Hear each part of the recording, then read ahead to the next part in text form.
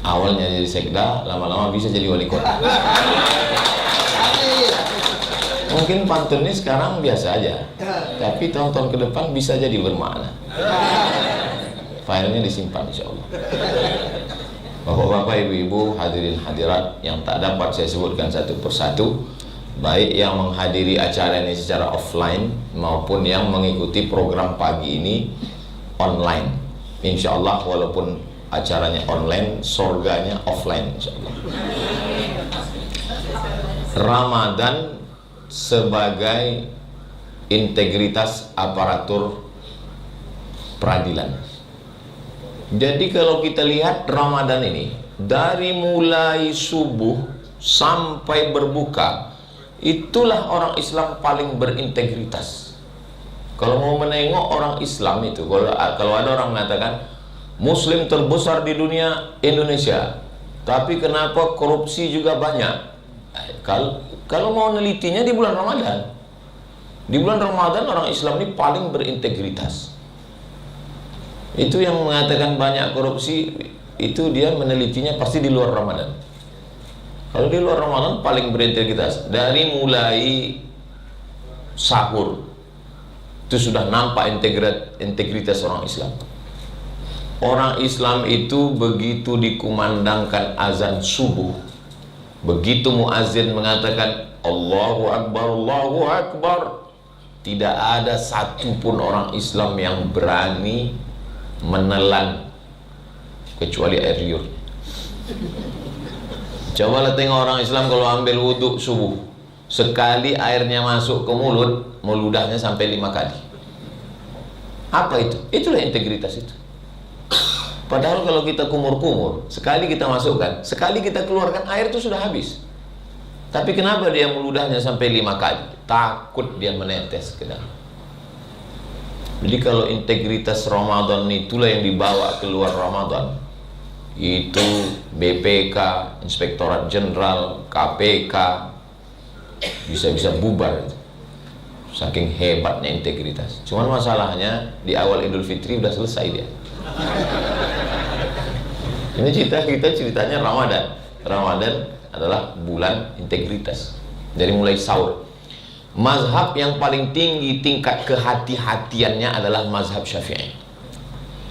Saya 2 kali Ramadan di Mesir. Di Maroko tahun 2005-2006, 2 kali Ramadan. Di Mesir 99, 2000, 2001, 2002, 4 kali. Tidak ada imsak. Kalau nggak percaya sama saya, tanya sama istri Bapak Ketua Pengadilan Tinggi Agama, Ibu Dr. Tuti. Beliau kakak kelas saya di Mesir. Nggak ada yang namanya sirine imsak. Itu nggak ada. Jadi kami ya makan aja, makan. Pas sedang makan itulah azan. Allahu Akbar, Allahu Akbar.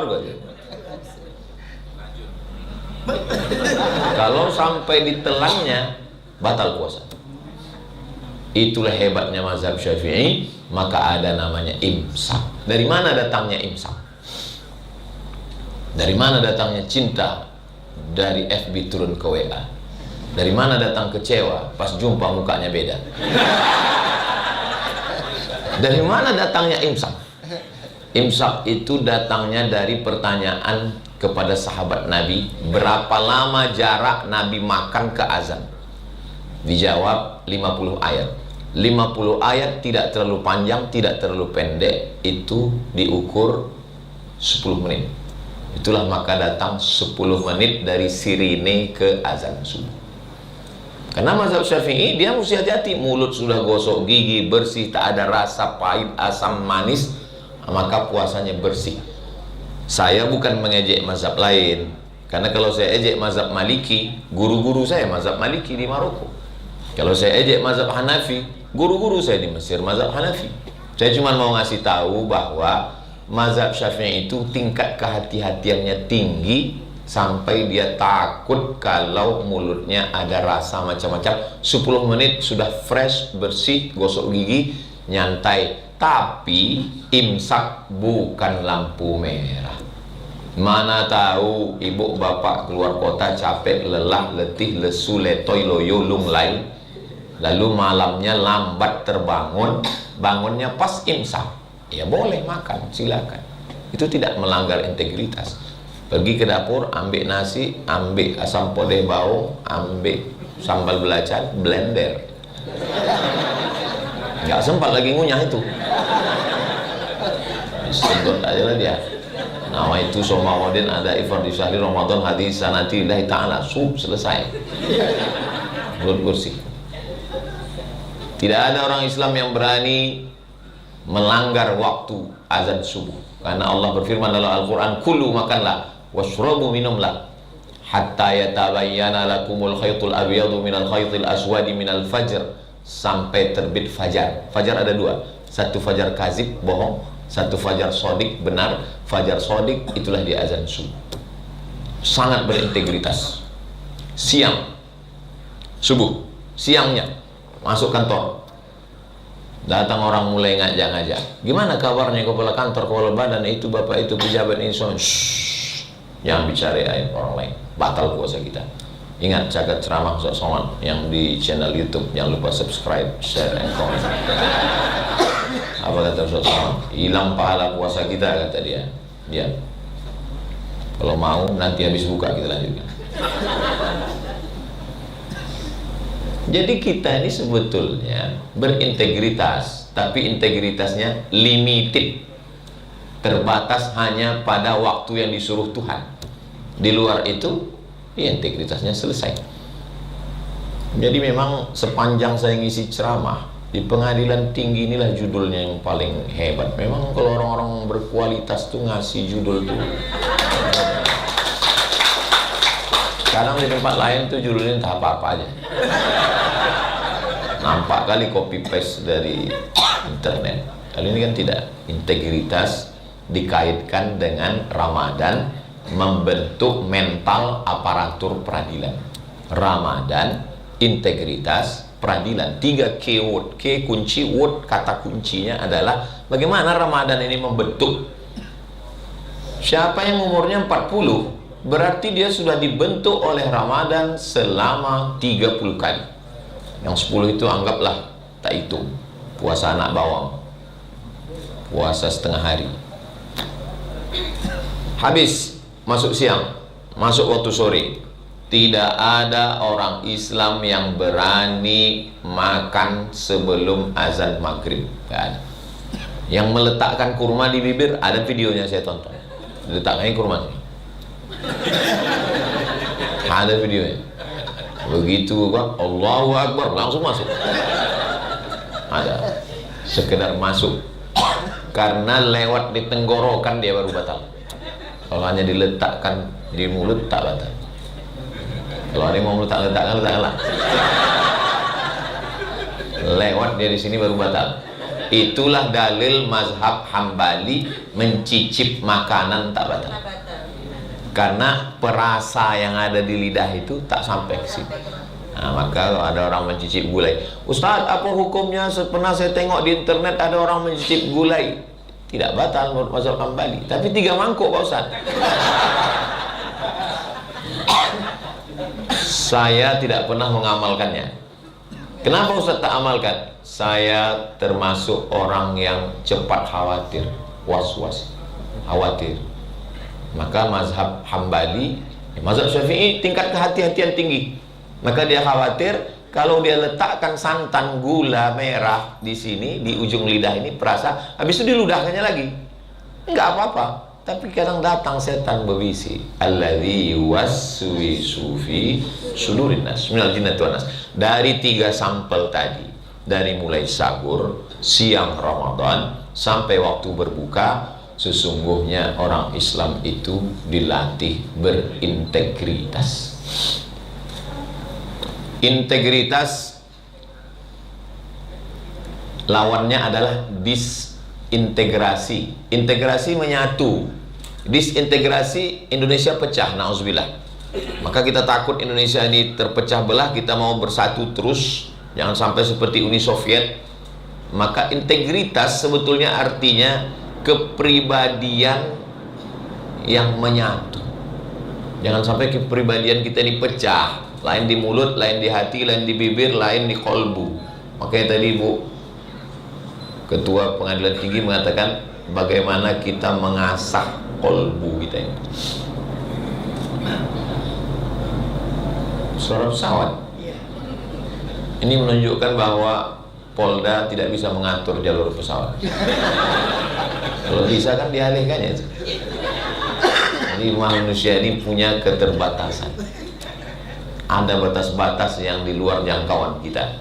Saya insya Allah bisa mengatur tangan saya untuk bergerak atau tidak. Saya insya Allah bisa mengatur mata saya. Tapi saya tidak bisa mengatur pikiran saya. Untuk mengatur mulut saya bisa diam. Tapi untuk mengatur pikiran saya tak bisa. Duduk saya di pinggir jalan, nampak orang besar pakai baju kekecilan, nampak orang kecil pakai baju kebesaran. Tak bisa. Kalau dipejamkan mata, Pak Ustaz, kita hanya bisa mengatur mata, tapi pikiran tak bisa. Macam-macam nampak, kolak, dan seterusnya. Maka sebetulnya kalau ada orang mengatakan, mari kosongkan pikiran, nggak bisa. Kita hanya bisa mengalihkan fokus pikiran. Pikiran yang sebelumnya fokus kepada berbagai macam ini, pada saat bulan puasa difokuskan untuk merasakan perasaan orang lain. Perasaan apa? Perasaan yang tidak bisa didefinisikan dengan kata-kata. Perasaan apa itu? Lapar. Lapar itu nggak bisa didefinisikan. Perasaan lapar aja. Semua perasaan tidak bisa diungkapkan dengan kata-kata, karena kata terlalu miskin untuk mewakili rasa. Andai diungkapkan juga, rasamu belum tentu rasaku. Dan kalau ada orang berusaha untuk mengungkapkan rasa hatinya, bunyinya pasti dusta. Contohnya, recording in progress kata dia. Udah berapa lama kita ceramah, baru ini kita mau direcording. Paksa diulang dari awal. Jadi ketika orang berusaha untuk mengungkapkan rasa hatinya, innal kalama la fil fuadi, rasa itu sebetulnya di dalam. Wa innama ju'ilal lisanu 'alal fuadi dalila, diletakkan lisan untuk mengungkapkan apa yang ada di dalam hati. Jadi kalau ada orang ngomong, itu yang ada di hatinya, itulah yang diungkapkannya di mulut. Tapi ada orang yang disebut bermuka dua. Kenapa begitu? Lain di mulut, lain di hati. Mudah-mudahan kita diselamatkan Allah SWT. Mantap juga video saya ceramah di kursi hakim itu.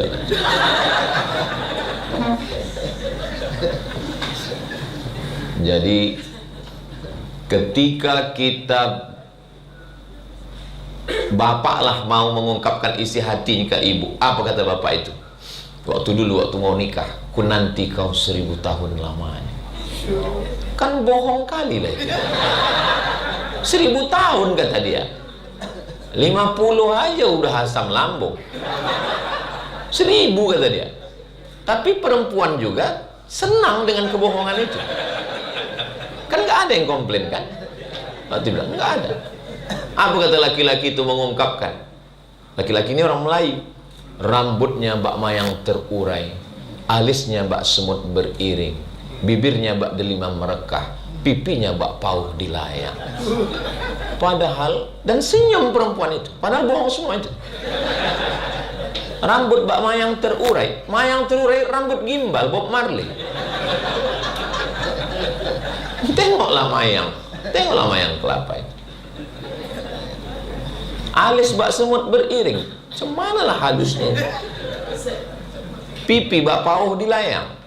Kemarin 300 anak santri saya tanya, pipi bak pauh dilayang, tahu kalian pauh? Betapa bahasa Melayu sudah jauh. Titian pauh tahu? Rumah makan Pak Ustaz katanya. Ini parit, orang mau meniti parit, maka dipotonglah batang pauh tadi. Pauh itu mangga. Rupanya yang tua-tua pun tak paham juga pauh. Kusangka anak-anak aja. Jadi pipinya bak pauh dilayang macam mangga tuh kan dipotong. presisi dia kan. Begitulah cantik pipi. Sekarang nggak bisa lagi pujian-pujian itu. Kenapa? Karena orang bahasanya udah pakai WA aja. Dulu orang kan merangkai, kubiarkan pena ini menari di atas kertas yang suci ini, mengungkapkan rasa isi hatiku padamu. Sekarang nggak ada, karena semua pakai ringkas saja, ASS WRWB. Yang jawab pun singkat juga, WWW katanya. Waalaikumsalam warahmatullahi wabarakatuh. Disangka orang barat WWW. Jadi sebenarnya kita tidak bisa menghalangi pikiran kita. Maka datanglah Islam mengajarkan untuk fokus memikirkan, sehingga kita ini pikiran ini kalau tidak diajak untuk memikirkan perasaan orang lain, saya kalau tak saya ajak pikiran saya ini untuk memikirkan perasaan orang lain. Bagaimana orang lapar, seminar internasional tentang lapar, tidak melahirkan apa-apa. Kenapa? Narasumbernya kenyang, panitianya kenyang, sehingga rekomendasinya nggak ada. Orang kenyang tidak bisa cerita tentang lapar. Hanya orang lapar lah yang bisa mendefinisikan tentang lapar. Apa itu lapar? Islam tidak mengajarkan menurut etimologi, menurut terminologi, enggak. Apa itu lapar? Kau makan sahur, habis itu buka kau jam azan maghrib. Nah, itulah dia lapar. Rasakan sendiri, melilit, menengok lampu merah pun macam semangka, lampu hijau macam melon. Nah, jadi mengapa orang bisa rusak integritasnya? Karena keinginan yang terlalu berlebihan. Ingin ganti mobil, ingin ganti motor, ingin ganti itu. Makanya pikiran itu difokuskan untuk memikirkan orang lain. Duit saya dari YouTube ini, channel Ustadz Abdul Somad Official itu, satu bulannya 120 juta. Tidak pernah saya ambil seperak haram sejak channel itu saya buat. Bulan Juli 2019, 20, 21, 22, 23, 24, 25, 26, 7 tahun tak pernah saya ambil. Duitnya semuanya untuk beli beras, beli minyak, bayar listrik, bayar lampu, gaji guru. Makanya Ma'had Az-Zahra tidak pernah membawa proposal ke bupati, ke gubernur, ke wali kota. Tak percaya? Tanya Pak Sekda. Tak pernah. Waktu dulu acara ada Maulid Nabi, datang Pak Gubernur, kami mau kirim 1000 porsi.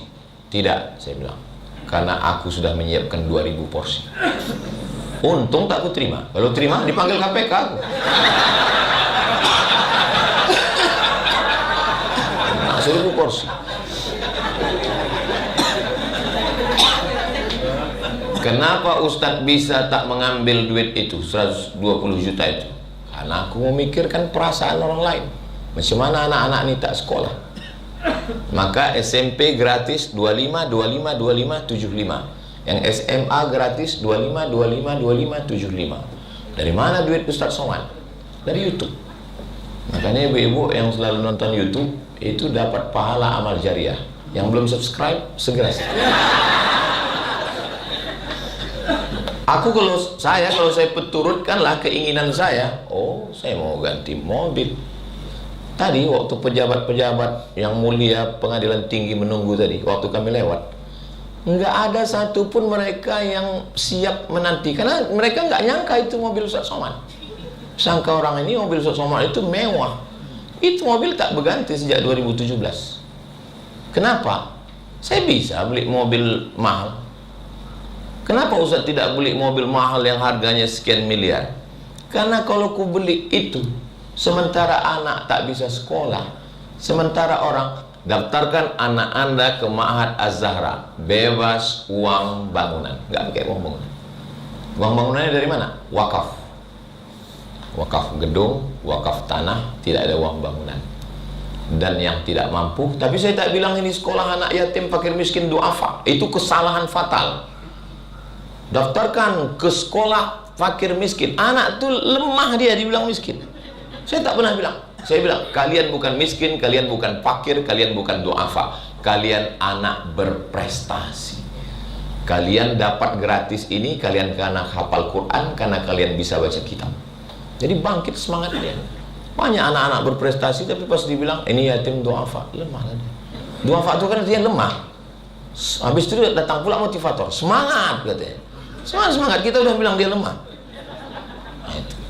Jadi keinginan itu datang dari kurangnya merasakan perasaan orang lain. Ustadz kan korupsi karena nggak ada kesempatan. Oh, banyak kalau saya mau, kalau ada kesempatan. Saya dikasih orang mobil. Ustadz, penyerahan kunci. Besar kuncinya segini. Kunci yang dari gabus itu. Secara simbolis pasang. Pulang dari Medan, sudah mau keluar dari tebing tinggi, saya balikkan. Assalamualaikum Pak Haji, jangan tersinggung ya. Iya. Rumah saya kecil, garasinya pun tak cukup banyak mobil. Saya udah ada mobil di rumah. Saya udah terima nih Pak, niat baik Bapak udah sampai. Bapak kasihlah kepada orang yang lebih membutuhkan. Alhamdulillah hubungan kami baik. Tidak salah. Assalamualaikum Ustaz Somad. Waalaikumsalam. Ini saya mau kasih Ustadz. Memang udah saya niatkan lillahi ta'ala untuk Ustadz. Berapa? Saya bilang 1 miliar Pak Ustadz. Saya hubungi Sekum MUI Provinsi Riau. Assalamualaikum Pak Sekum. Waalaikumsalam. Tolong nanti kalau ada yang ngasih ini terima ya, karena saya takut nanti salah saya mengalokasikan duitnya. Iya Pak Ustadz, kami terima. Kenapa tak Ustadz ambil? Karena kalau ku ambil, nanti diundangnya aku ceramah, payah aku nolaknya. Payah untuk bilang tidak. Kita bisa bilang tidak kalau mulut kita kosong. Tapi kalau mulut kita termasuklah ke pengadilan tinggi ini, saya tak bisa bilang tidak. Ini jangan-jangan udah dapat juga ya. Kalau ke kantor lain bisa saya. Sepanjang jalan Sudirman ini kantor apapun yang undang bisa saya bilang tidak. Tapi kalau ke kantor pengadilan tinggi bisa datang ke kantor ini.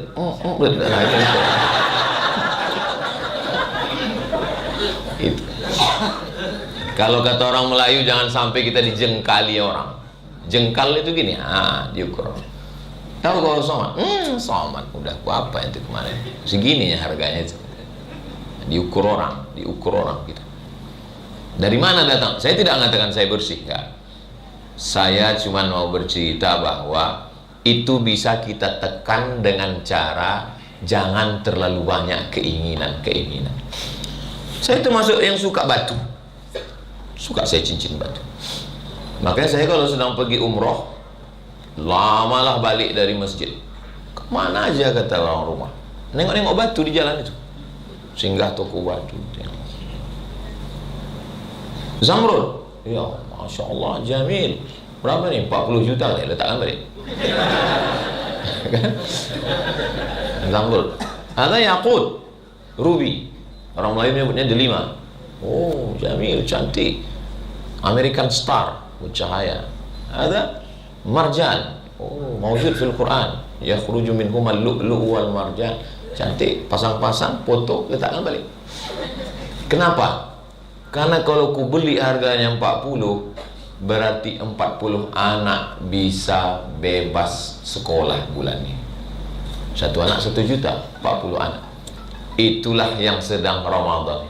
Jadi kalau ada orang yang puasanya hebat, Senin Kamisnya hebat, tapi shoppingnya juga hebat, itu puasanya belum lagi menyentuh qalbu. Ini bukan bahasa saya ini ya, ini bahasa Ibu Ketua Pengadilan Tinggi. Berapa kali tadi beliau menyebut? 3 kali saya ingat saya tadi, menyentuh qalbu. Kalau puasa menyentuh hati, ringan tangan berbagi. Tapi kalau puasa baru menyentuh lambung, tinggi nasi membumbung. Itu makanya saya hampir tidaklah kalau untuk ceramah menjelang berbuka. Wartawan-wartawan minta, bagaimana kalau Ustaz acara berbuka? Saya bilang pilih pagi atau sekalian tarawih malam. Tarawih aja lah Pak Ustaz. Pengadilan tinggi, saya bilang pagi atau malam.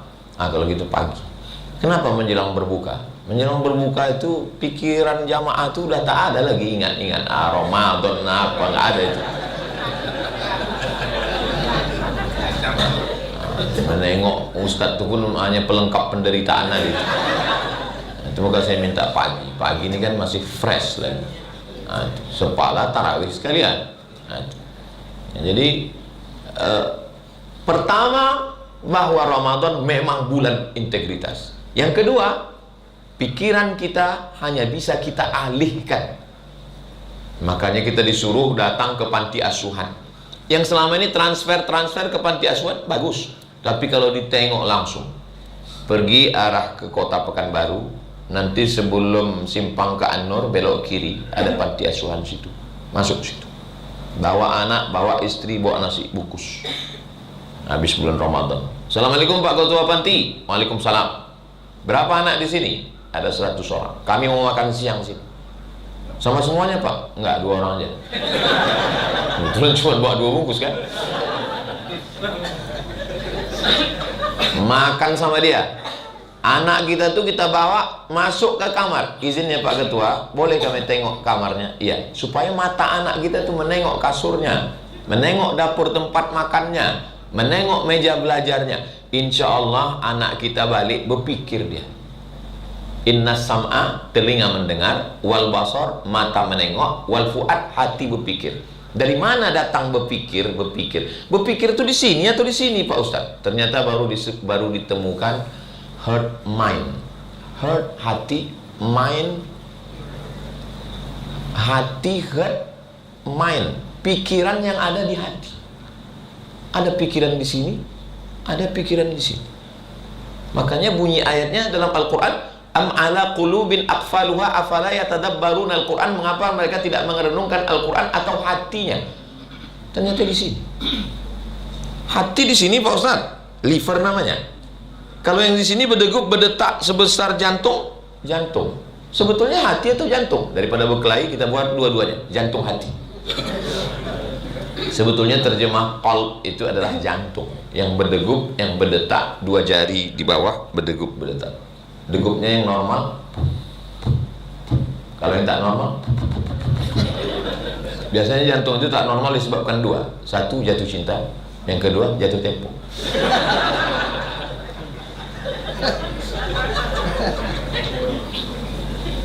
Makanya kalau habis gajian, bawakan beras 5 kilo, minyak sekilo, gula sekilo, sarden, roti gabin, susu 10 saset, bungkus. Almarhumah mak saya yang ngajarkan. Dia tak kaya, dia tak ustazah. Bungkus, antarkan ke tetangga. Tetangga kita itu berapa orang Pak Ustaz? Kata Imam Sufyan Ats-Tsauri, tetangga kita itu 40 rumah ke muka, 40 ke belakang, 40 ke kanan, 40 ke kiri. Sekarang bertambah, 40 ke atas, 40 ke bawah. Karena tinggal di kondominium, lantai 100. Sekarang orang tidak mau tahu dengan anak yatim, fakir miskin, dan duafa. Anak yatim dipajang setahun sekali di bulan Ramadan. Saya nanya ke anak yatim, mantan anak yatim, Bapak dulu yatim? Iya Pak Ustaz. Apa yang paling menyakitkan waktu Bapak jadi yatim? Yang paling menyakitkan waktu kami dipajang depan orang banyak Pak Ustaz. Sejak itu saya tak pernah memajang anak yatim. Kalau mau ngasih anak yatim, bungkus antar ke rumahnya. Ibu yang bapak yang belanja, bapak yang bungkus, ibu yang antar. Yang bapak ngantar, berkelahi pula nanti, rupanya cantik anak mak yatim itu. Aku juga yang disalahkan. Ini kadang-kadang dengar ceramah Ustaz Somad lah ya. Saya dengar lagi Ustaz tuh agak menyalah nih, aku tengok. Saya tausiah 45 menit, menjawab pertanyaan 15. Di mana-mana saya ceramah 60 menit, kecuali di kantor pengadilan tinggi ini 61 menit. Kenapa Ustaz masalah menit ini Ustaz hitung betul? Ini dalam rangka 2. Yang pertama, integritas. Yang kedua, efisiensi. Hebatnya di kantor pengadilan tinggi ini, bukan cuma ceramah, diatur detail betul. Qori tadi pas 1 ayat. Itu betul, mak. Remnya itu rem pakam betul, cipirnya. Kalau Qori itu kan ada lagu Bayati, Soba, Sika, Nahawan, Jahar, Karas, ada Bayati buka, ada Bayati tutup. Ini tidak, ini mendadak. La'allakum tattaqun. Sadaqallahu azim. Betul-betul. Efisiensi. Efisiensi. Makanya kalau ada orang KPK mau datang kemari, memang orang itu mesti dibanding itu sebetulnya. Poin pertama, kenapa Ustaz Somad itu kalau ceramah selalu pakai poin? Selalu saya pakai poin. Kenapa? Pertama, saya mau mendidik jamaah itu macam mahasiswa supaya bisa menyimpulkan. Yang kedua, intel-intel yang dengar ceramah saya biar mudah dia buat laporan ke atas. Karena orang itu banyak terima kasih ke saya. Untung Ustaz pakai poin, enak kami melakukan. Pertama, bahwa Ramadan bulan integritas. Yang kedua, cara kita untuk menekan keinginan itu adalah dengan memikirkan orang lain. Yang ketiga, ini penting. Makanya tadi Ibu waktu mengatakan ada ternyata majelis taklim istri-istri. Istri itu paling penting ikut pengajian. Karena di balik suami yang berintegritas ada istri yang solihah. Yang ketiga, apa kata si istri? Bang, kami jangan kau kasih makan haram. Biarlah kami tidur beraras koran, biarlah makan sehari. Ini dalam sinetron Indosiar.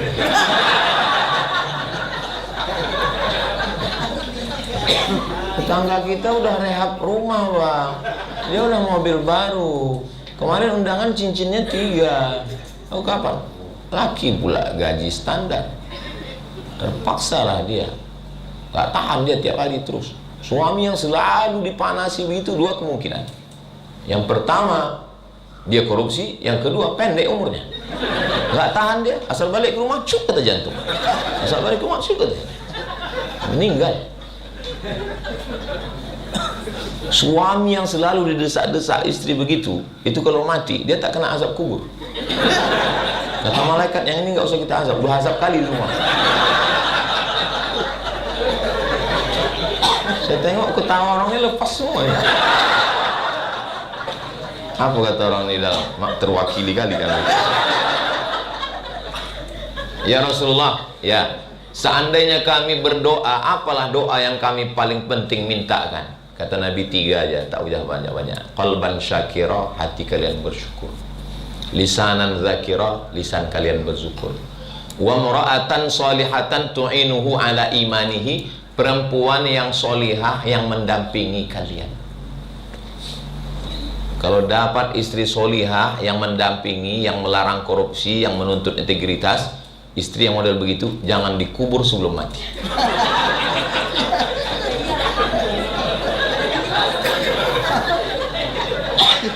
Aku Pak Ustadz gak tahan kali lah aku dengan biniku ini Pak Ustadz. Setiap aku keluar kota ditanyanya, kau tinggal di hotel mana, hotel syariah apa konvensional, baju koko yang kuletakkan udah kau pakai atau belum, tolong kirim fotomu sama siapa. Makanya banyak kali saya kalau ketemu jamaah itu foto sama saya, foto Pak Ustadz, foto. Saya heran, saya tengok mukanya mau laporan ke rumah. Saya bilang itu bukan istri, saya bilang itu security syariah.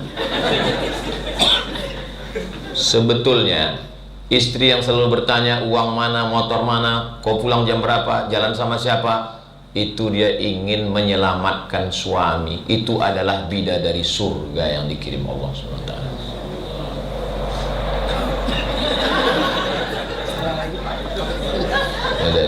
Makanya pulang dari sini, bapak yang istrinya tak ikut, pulang dari sini bilang ke dia, oh my angel, kau adalah malaikat penyelamat, kau adalah bidadari surgaku. Kata dia, bang, kawanku kemarin begitu juga, lakinya waktu itu mati. Laki-laki ini susah untuk berkata-kata mesra. Ustaz kok tahu? Saya begitu. Saya termasuk mendengar-dengar gitu tuh mau muntah saya. Saya nggak mesra orang. Jadi gimana lah Ustaz ngomong ke istri Ustaz kalau mengungkapkan sayang? Saya kirim WA. Ada orang yang susah melalui lisan, pakai WA. Nah, kenapa? Karena perempuan itu dibesarkan hatinya. Idkhalus surur, bahagiakan dia. maka insya Allah bapaknya baik, ibunya baik, terselamatkan, berintegritas, selamat bukan karena ketakutan pada hukum, tapi karena hati yang sudah tersentuh. Yang pertama, Ramadan membentuk integritas. Yang kedua, pikiran memikirkan perasaan orang lain. Yang ketiga, kita nggak bisa sendiri, pendampingnya. Sehebat apapun laki-laki, begitu juga perempuan, kalau pendamping ini nggak bisa. Memang hidupnya begitu. Ada kadang suami bagus, bini mak lampir. Ada istri bagus, laki genderuwo. Kalaulah sudah laki genderuwo, bini sundel bolong, anak tuyul, hancurlah negara ini. Negara ini kan terdiri dari komunitas suku bangsa. Kalau diperkecil menurut ilmu sosiologi, dia hanya kumpulan dari beberapa person. Suami yang baik, ketemu istri yang baik, lahir anak-anak baik, muncul keluarga yang baik. Keluarga, rukun warga, rukun tetangga. Jadi sebetulnya personnya baik. Makanya orang baik dipertemukan dengan orang baik. Nah, bapak yang sudah baik, istrinya mesti ngaji. Makanya di Ma'had Az-Zahra ada pengajian khusus ibu-ibu sore Jumat, baca Yasin, ba'da asar, tahtim tahlil. Saya ngisi pengajian sekali, habis itu ustaz-ustaz yang lain. Kenapa? Istri ini mesti pengajian. Alhamdulillah saya tengok di mana-mana pengajian di Pekanbaru ini perempuan lah yang paling banyak. Perempuan banyak. Datang pula ustaz ceramah, yang paling banyak masuk neraka adalah perempuan. Itu kan nyari gara-gara. Udah mau orang mengaji, bilang pula dia masuk neraka. Langsung panitia itu bilang, usah undang ustaz itu lagi. Awak aja masuk neraka, kata dia. Dia lebih dulu lagi, kata dia. Nah ini jadi insya Allah berintegritas ini. Orang barat itu nggak percaya sama Tuhan, nggak ada dia puasa-puasa. Kenapa dia bisa menjaga integritas? Orang yang jahat kalau tinggal di negara yang hukumnya pasti, dia akan jadi baik. Orang yang suka buang puntung rokok sembarangan, yang suka meletakkan permen karet di bawah meja, upilnya sekalian, itu begitu dia tinggal di Singapura, langsung dia akan menjadi orang disiplin. Kenapa? Karena ada kepastian hukum. Jadi integritas ini juga ada yang datang dari dalam, ada yang dari luar. Yang dari dalam itulah disentuh dengan sholat. Semua ibadah kita itu jangan terjebak pada ritual. Allahu Akbar, sami Allahu liman hamidah, Allahu Akbar, Allahu Akbar, Assalamualaikum warahmatullahi wabarakatuh. Sholat. Tapi sebenarnya dalam sholat itu integritas. Segatal-gatalnya kepala, cuman sekali dia berani menggaru kalau mazhab Syafi'i. Nggak berani dia garu berkali-kali. Kenapa? Harakah ajnabiyah, batal sholat 3 kali. Gatal juga, pergi ke apotik beli obat kurang. Mazhab Syafi'i kalau dia sholat matanya menengok tempat sujud. Kalau ada orang sholat menengok ke depan, mazhab Maliki. Karena Maliki menengok ke depan. Fawalli wajhaka syatral masjidil haram. Hadapkanlah wajahmu ke arah Masjidil Haram. Itu dalil mazhab Maliki. Itu maka wajahnya ke depan. Makanya dalam mazhab Maliki tidak boleh menulis dinding dengan kaligrafi. Kenapa? Mengganggu orang sholat. Karena nengok, siapa lah yang nulis ini, cantik kali. Nanti ku buatlah gedung pengadilan tinggi kayak gini, kata.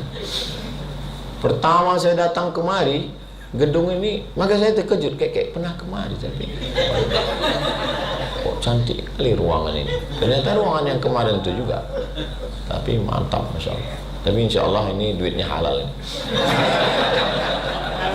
Dari anggaran IPA. Nah, langsung disebutkan Ibu Ketua.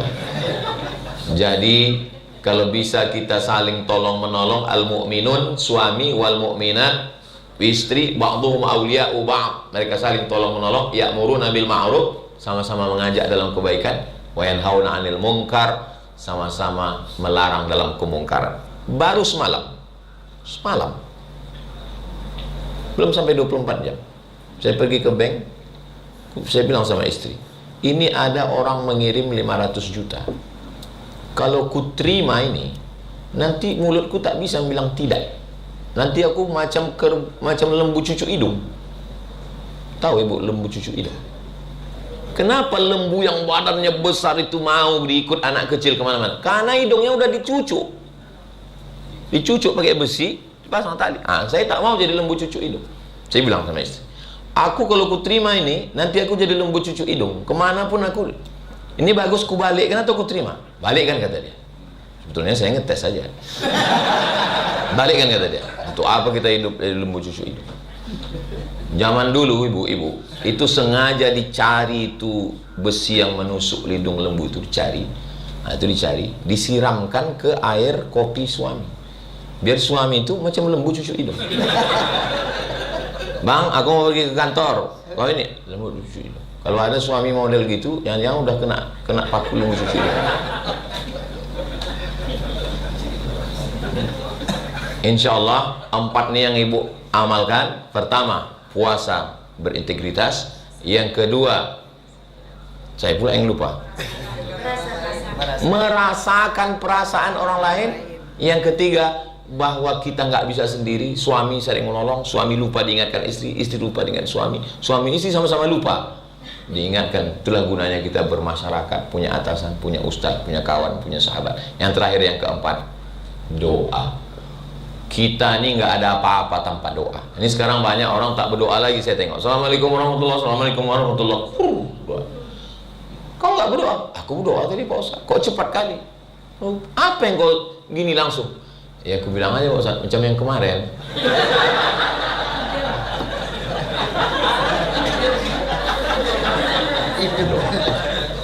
Doa silahul mu'min. Doa itu senjatanya orang beriman. Seandainya aku berjumpa dengan Lailatul Qadar ya Rasulullah, apalah doaku? Kata Aisyah bertanya, kata Nabi, doanya Allahumma ya Allah, innaka afuun, engkau maha pemaaf, tuhibbul afwa, cinta kepada maaf, fa'fu anni, maafkan aku. Itulah mengapa Bilal tiap malam, Allahumma innaka afuun, tuhibbul afwa, fa'fu anna ya karim. Jangan sampai tidak berdoa tiap malam. Sependek-pendek. Iyalah Ustaz Somad kan banyak hafal doa, hafal ayat, hafal hadis. Kami tak bisa bahasa Arab. Siapa yang bilang doa mesti pakai bahasa Arab? Doa itu yang penting pembukaannya itu aja.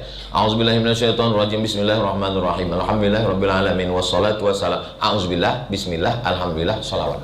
Sisanya pakai bahasa Indonesia lah. Soalnya pakai bahasa Indonesia rasa kurang khusyuk Pak Ustaz. Pakai bahasa daerah boleh. Ya Allah iki wis pirang-pirang dino bojone rong teko wis ngono dunya kan piye iki ya. Pripun kabare panjenenganipun? Banyak orang Jawa. Saya bukan orang Jawa Pak Ustaz, saya orang Minang. Pakai bahasa Minang. Iko banyak mana yang mintakan, yang pertama lomba laki, yang kedua lomba bina, sampai wasyarai pulau Allah. Tak kepada Allah SWT. Doa itu mesti bersuara Pak Ustaz? Enggak. Ud'u rabbakum tadarru'an wa khufiyah. Suara yang lirik. Ya Allah. Ya. Biasanya makin tua bulannya makin lirih suara. Sekarang saya tengok Bilal itu berdoa. Assalamualaikum fitin. Maut.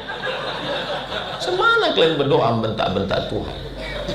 Cobalah datang ke kantor pengadilan tinggi, kantor Kejati, ke kantor wali kota, kayak gitu minta tolong. Hukum. Langsung punya security tangkap, gila ini. Dirayu Tuhan itu, minta kepada Allah SWT. Tuhan itu maha tahu Pak Ustaz, maha tahu. Terus ngapain kita kasih tahu? Dia kan sudah tahu. Kita bukan ngasih tahu dia, kita sedang memantaskan diri kita. Wa na'lamu ma tuwaswisu bihi nafsu. Aku tahu apa yang berbisik-bisik dalam hatimu. Belum terdetak di hatimu, aku sudah tahu. Terus kenapa kita cakapkan? Memantaskan diri kita, aku layak atau tidak. Merendahkan diri kita di hadapan Tuhan. Berdoa itu bukan memaksa Tuhan. Ya Allah, kalau memang dia bukan jodohku, jadikan dia jodohku. Kalau dia sudah ada jodoh, matikan jodoh. Meminta kepada Tuhan itu sama dengan membawa proposal. Ini permohonanku ya Allah. Kalau kau terima, aku bersyukur. Kalau tidak kau terima, maka rencanamu untukku jauh lebih indah daripada rencanaku untuk diriku sendiri. Puncak hubungan kita dengan Allah adalah husnuzan, bersangka baik pada Allah Ta'ala. Kita hanya disuruh mengambil bambunya, pasang mata kail pancingnya, cari cacing, cari anak katak, pasangkan. Masalah ikan apa yang dapat, itu urusan Allah. 10 mata kail pancing dipasang, tarik satu, hilang cacingnya, tarik satu, hilang talinya, yang lain batangnya pun hilang. Rupanya rencana Allah jauh lebih indah. Pulang kita ke rumah, datang orang mengantar asam podeh bau. Ternyata Allah nggak ngasih kita ikan mentah, Allah mau ngasih kita ikan masak. Ikan paling mahal, Napoleon, hijau warna. Pas lagi saya makan-makan, saya tanya, berapa harganya Pak? 1 juta sekilo Pak Ustadz. Berhenti saya nyuap. Ikan orang kaya, betelur ikan itu 300.000 telurnya. Begitu menetas 300.000 telur ikan itu, salah satu ikan itu terpancing sama orang di laut. Waktu dipancingnya, apa kata anaknya? Makan enak kita ya? Enggak, dijual untuk uang semester kau. Kenapa tak jadi dimakannya? Karena tertulis di ikan itu ada tulisan milik Abdul Somad. Bukan rezeki dia, rezeki saya. Sampai ke Batam, mau dimakan sama penjual. Kita makan ya, kata suaminya, kata istrinya, jangan bang. Bagus untuk hasil jualan untuk anak kita mau sekolah. Tidak dimakan, karena bukan rezeki dia. Akhirnya sampai ke Pekanbaru, belanjalah istri-istri pejabat itu. Menunjuknya begini, ini berapa sekilo katanya. Ikan mahal. Mana sini ikan paling mahal? Ini Napoleon, 1 juta sekilo. Beli.